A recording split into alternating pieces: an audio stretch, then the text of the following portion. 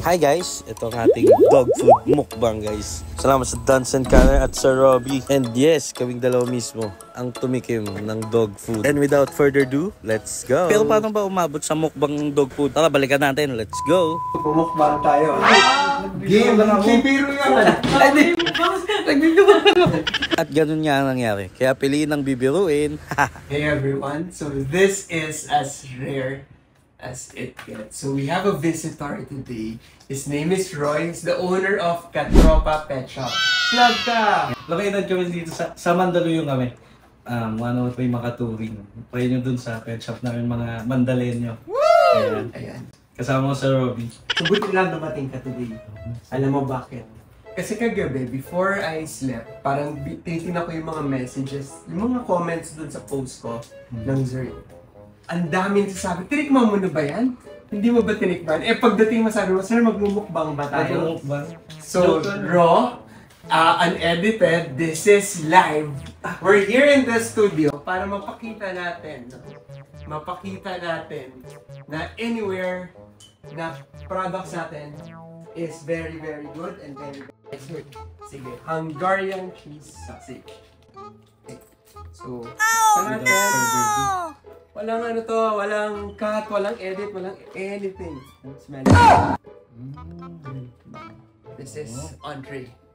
Yeah. So, pag inamoy mo siya, sobrang bango niya talaga. Ayan. So, this is very healthy for us. Lalo na tayo nagpapapayat. Kasi this is 29% protein. Diba? Guys. Ayan.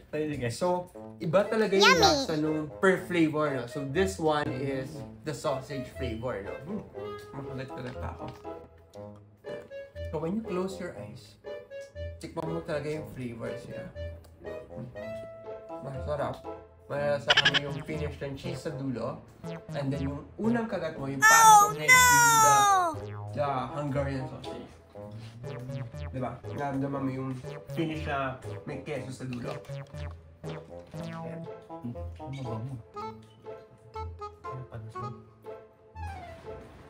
Ayan. Hati tayo. Para ma-cleanse yung palate.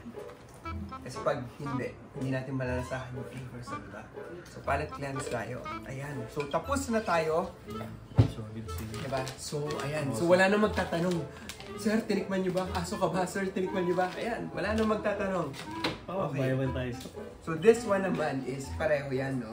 So this one is Greek grilled lamb chops. So, pero ito kasi is designed for small to medium.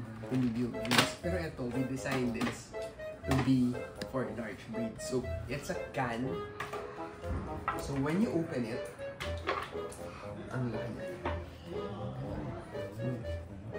So this one is the Greek grilled lamb chops flavor. So ayan, I'm sure niya.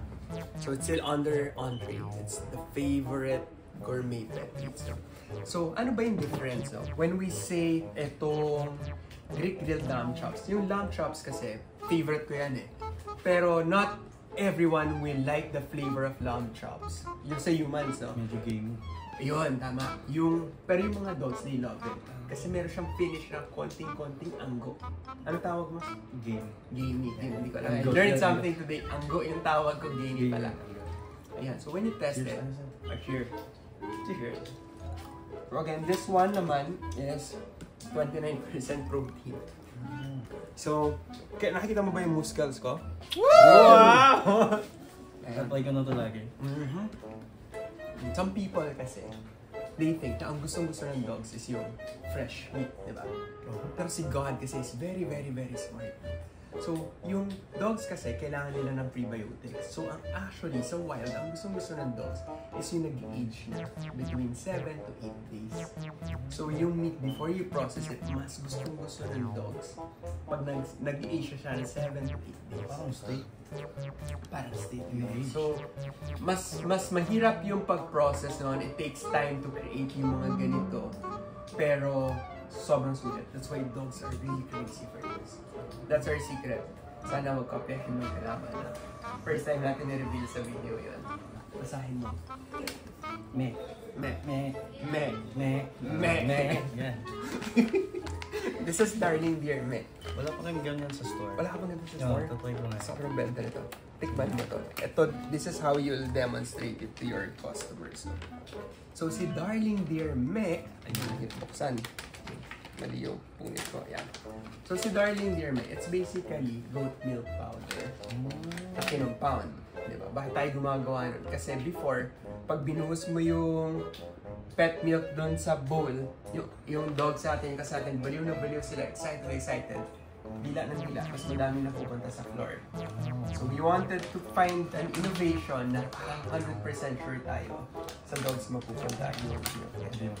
So this is Darling Dear Me. Excited ka na? Mixed berries flavors. Mukbang guys. Yeah, cheers tayo. Cheers tayo sir. Amoy yan. Fruity yan. Fruity. Cheers. This is Darling Dear Me. Ayan.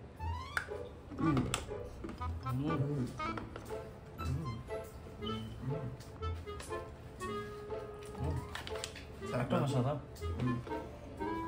May naalala kang pagkain ng bata tayo? Oo, parang itong panilit na. Kuha ka ng original. Since goat milk siya, wala siyang lactose.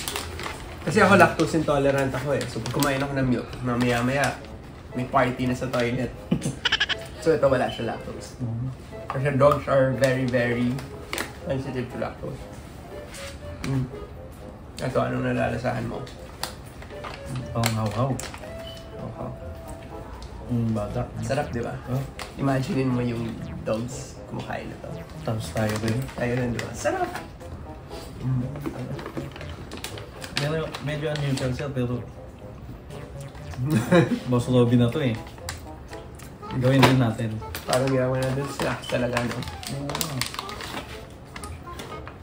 Tsaka kapag nag-gumaya pala, nung nabanggit mo sa akin, mas dumadagdag yung happiness ng mga pets. So basically, there's a study. Nagkabit sila ng MRI machine. And when dogs are chewing, the brain produces endorphins, dopamine. These are very good hormones. Diba? So for me kasi, di ba? Parang if you are happy, generally happy yung well-being mo, di ba? You have good relationship with your family, your friends, happy ka, masayahin ka. Yung immune system mo is very, very high, di ba?